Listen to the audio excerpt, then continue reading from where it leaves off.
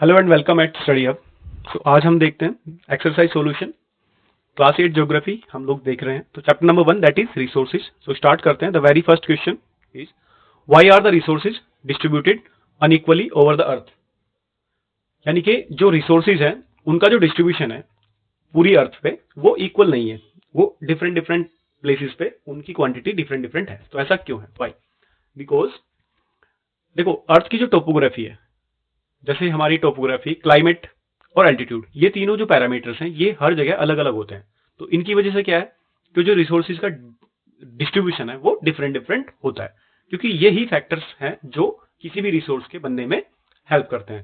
So answer, earth has different topography, climate and altitude at different places. ठीक है, the difference in these factors has resulted in unequal distribution of the resources over the earth.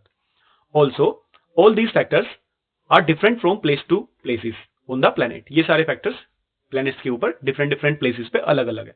More ever the level of development and technological levels determines the distribution. यानी कि अगर resources की availability है भी अगर कहीं, लेकिन आपके पास में टेक्नोलॉजी नहीं है उसको एक्सट्रैक्ट करने की, तो भी कोई फायदा नहीं है रिसोर्सेज होने का, यानी कि हम उनको यूटिलाइज ही नहीं कर पाएंगे। ठीक है, तो इसीलिए कोई रिसोर्स बनने के लिए टेक्नोलॉजी और कल डेवलपमेंट रिक्वायर्ड होता है। तो ये फैक्टर्स भी काम करते हैं। So next, why is the resources what is resource conservation. यानी कि रिसोर्स को कंजर्व करना। व्हाट इज कंजर्वेशन से आप क्या समझते हैं? ये है यूटिलिटी, यानी कि जो हमारा रिसोर्सेज है उसको कंजर्व करके रखना, यानी कि सेव करना रिसोर्सेज को। So actually saving resources for the future generation is called conservation. यानी कि जो फ्यूचर जनरेशन के लिए है उसको रिसोर्सेज को सेव रखना, उसी को क्या बोलते हैं? Conservation. It is the protection and ethical use of valuable resources such as minerals, water, trees, wildlife and others.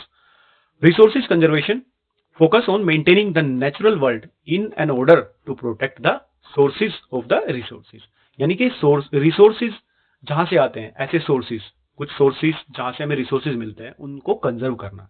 ठीक है, ये सब क्या है? ये सब resources conservation का पार्ट है। So next question, why are human resources important? यानी कि human resource, बेसिकली ह्यूमन भी एक रिसोर्स ही है, बिकॉज ह्यूमन ही, यानी कि मैनकाइंड ही एक ऐसी चीज है, अगर उसके पास में स्किल है तो वो किसी भी रिसोर्स को यूटिलाइज करने के लिए यूज कर सकता है। वही किसी सब्सटेंस को रिसोर्स बनाता है। अगर कोई सब्सटेंस है और लेकिन आपके पास में ह्यूमन, जो आप हमारे पास में यानी कि ह्यूमंस के पास में टेक्नोलॉजिकल स्किल नहीं है कि उस सब्सटेंसेस को हम यूज कर सके, तो कोई फायदा नहीं है, वो रिसोर्स नहीं बनेगा। तो इसीलिए ह्यूमन रिसोर्सेज इंपॉर्टेंट होता है। So let's see, humans as a resources are important because they have the ability to extract value from all other resources. यानी कि जो resources है उनसे value कौन extract करता है? Humans itself. They can make the best use of nature to create more resources as they have the knowledge, skill and technology to do so. Education and health help in making the humans a valuable resources. अगर हम humans को यानी कि mankind को education करेंगे, वो well educated होंगे और उनकी health बेहतरीन होगी, तो क्या होगा?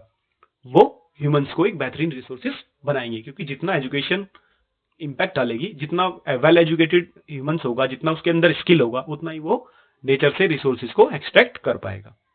So next, what is sustainable development? आप इस टर्म्स को देखेंगे तो इसी में आंसर छिपा हुआ है। सस्टेन से मतलब होता है लॉन्ग टाइम के लिए किसी भी सब्सटेंस को यूज करना या सस्टेन करना, यानी कि सस्टेनेबल डेवलपमेंट, यानी कि डेवलपमेंट को लंबे टाइम तक बनाए रखना, वही क्या होता है? उसी को हम बोलते हैं sustainable development.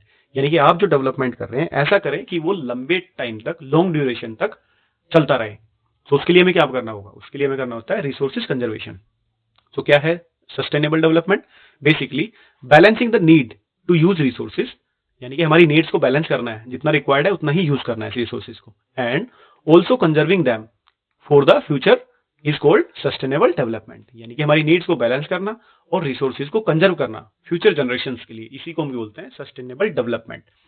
The future of our planet and its people is linked with our ability to maintain the and preserve the life support system that nature provide. Okay, sustainable development is when all the renewable resources are used sustainably, यानी कि बेहतरीन ढंग से use किए जाए।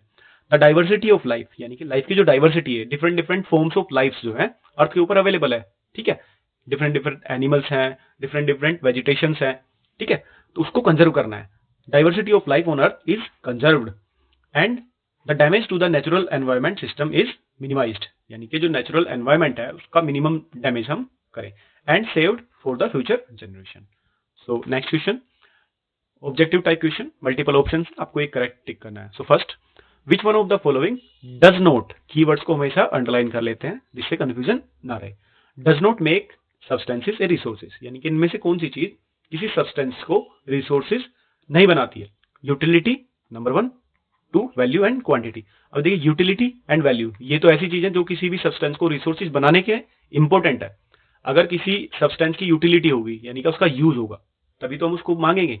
Utility तो जरूरी है और यूटिलिटी होगी तो उसकी वैल्यू होगी, तो ये दोनों चीजें इंपॉर्टेंट। तो बचा क्या, दैट इज क्वांटिटी, यानी कि अगर कोई चीज बल्क में अवेलेबल है, उसकी क्वांटिटी बहुत ज्यादा है लेकिन उसकी कोई यूटिलिटी नहीं है, कोई ऐसा सब्सटेंस जिसका मेरे लिए कोई यूज नहीं है, तो वो रिसोर्सेज नहीं है। So answer is quantity. Which one of the following is a human made resources, इनमें से कौन सा ह्यूमन मेड रिसोर्सेज है।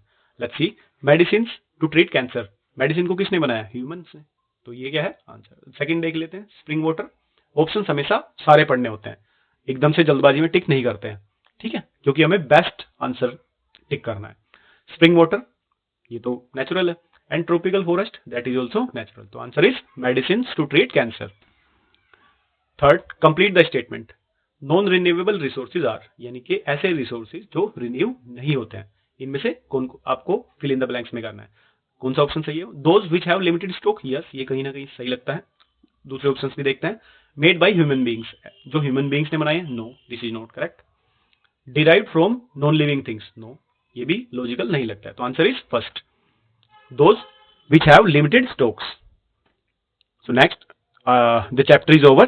So thank you for watching this video. If you like this, then you can share and subscribe this channel. Thank you. Have a nice day.